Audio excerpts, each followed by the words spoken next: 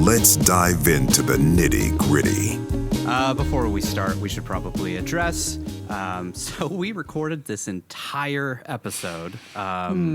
Spent a good solid 3 hours talking about Astro Boy, of all things.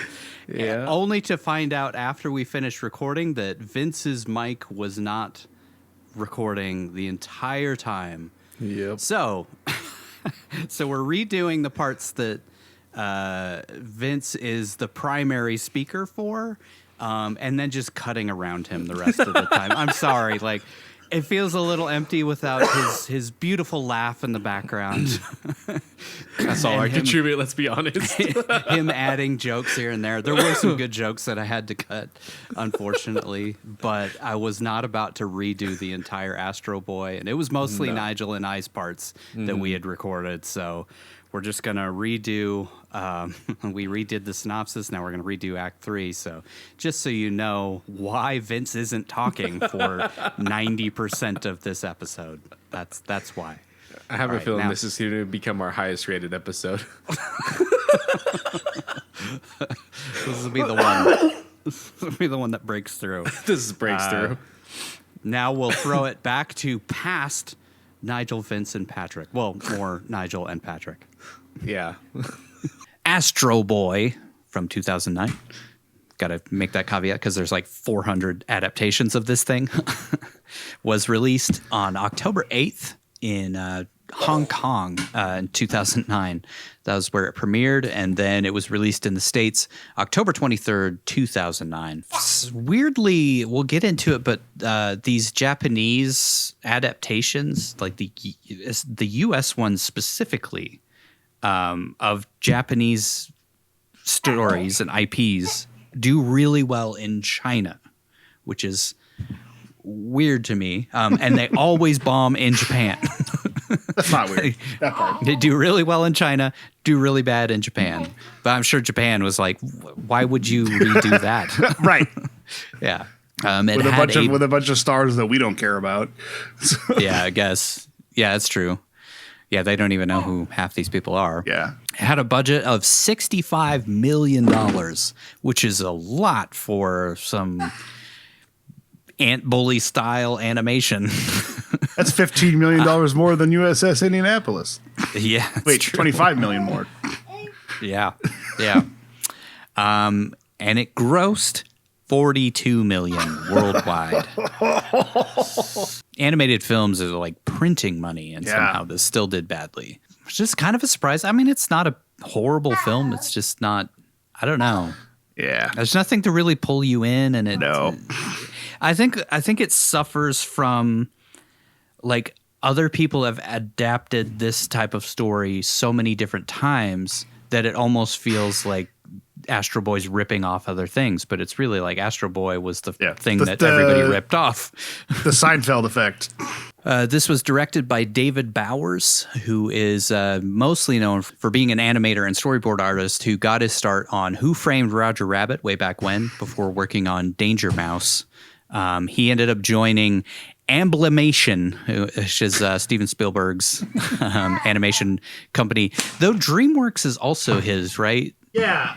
He joined Amblimation and eventually DreamWorks, where he worked on Fievel Goes West, and then ended up working on Balto, The Prince of Egypt, Chicken Run, and Shark Tale before eventually directing his first film, which is called Flushed Away, which I've never heard of. Oh, yeah. Look at weird clay animation CG. Is it really? Okay. Yeah, about rats in a sewer. Okay. Sounds great.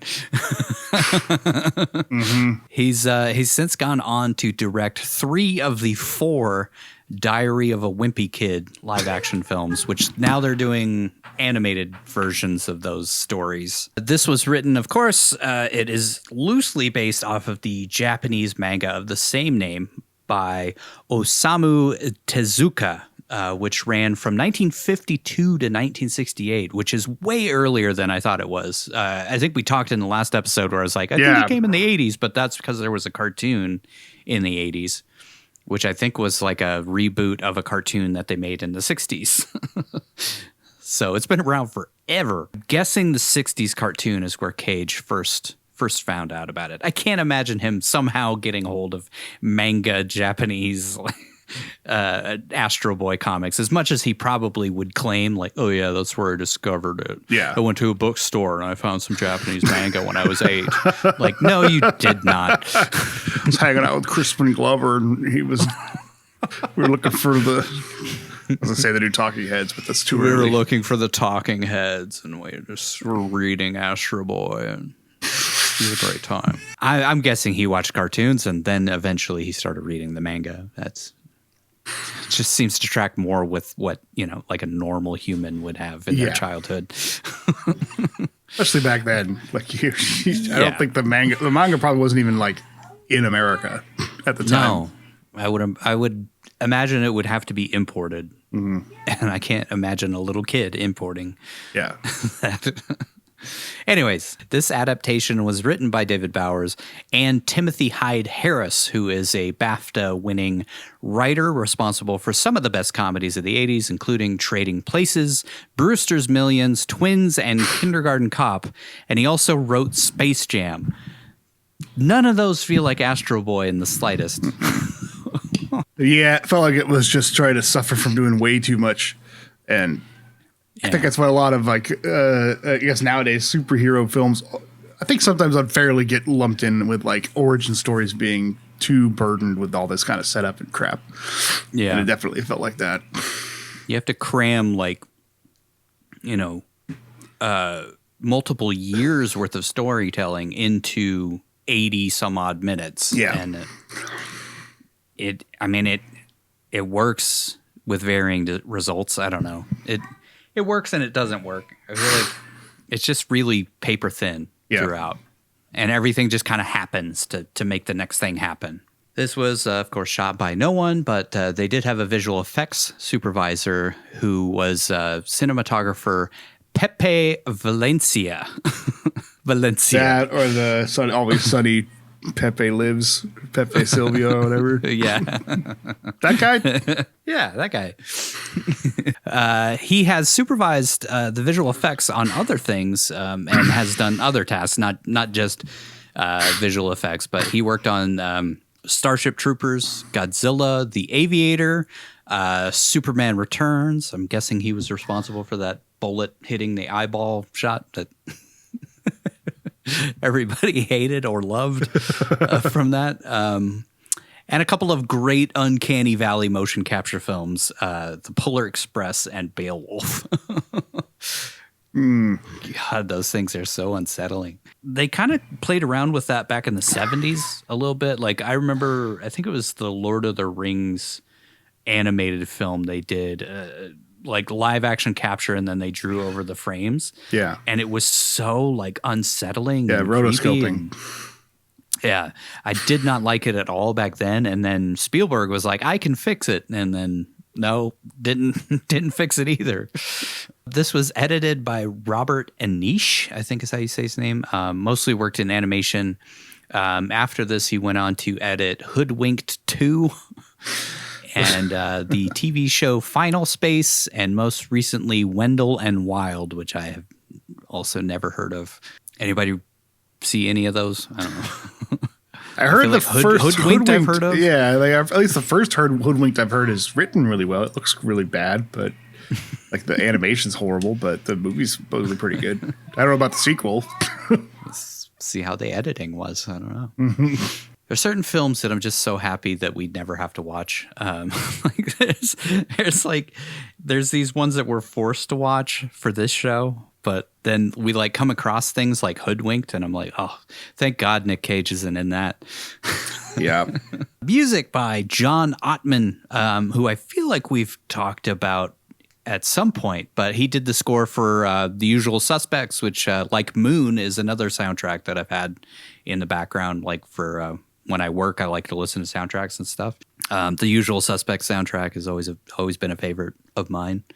Also did the music for The Cable Guy, Apt Pupil, Kiss Kiss Bang Bang.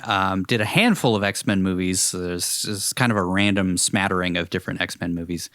The original, I guess not original, but the Jessica Alba Fantastic Four movies 1 and 2. And he was the guy who wrote the theme song for Where in the World is Carmen Sandiego? That should be his legacy. That'll be his legacy. Cable Guy certainly isn't. But Where in the World is Carmen Sandiego?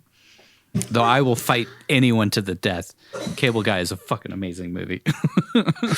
One of Ben Stiller's finest directorial projects. It was also like kind of the movie that launched Judd Apatow into actually being able to do his own projects. He'd worked with other people up to that point, but he had never done anything of his own. And Cable Guy was one of his main jumping off points. Ratings. This got a 51% on Rotten Tomatoes, 5.6 out of 10 on 139 reviews.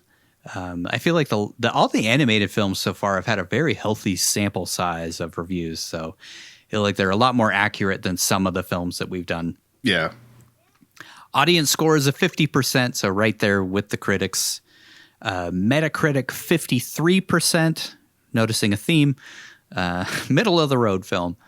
IMDb was a 6.2 out of 10, which seems a little high compared to everybody else's reviews. And then, of course, again, did not get a cinema score.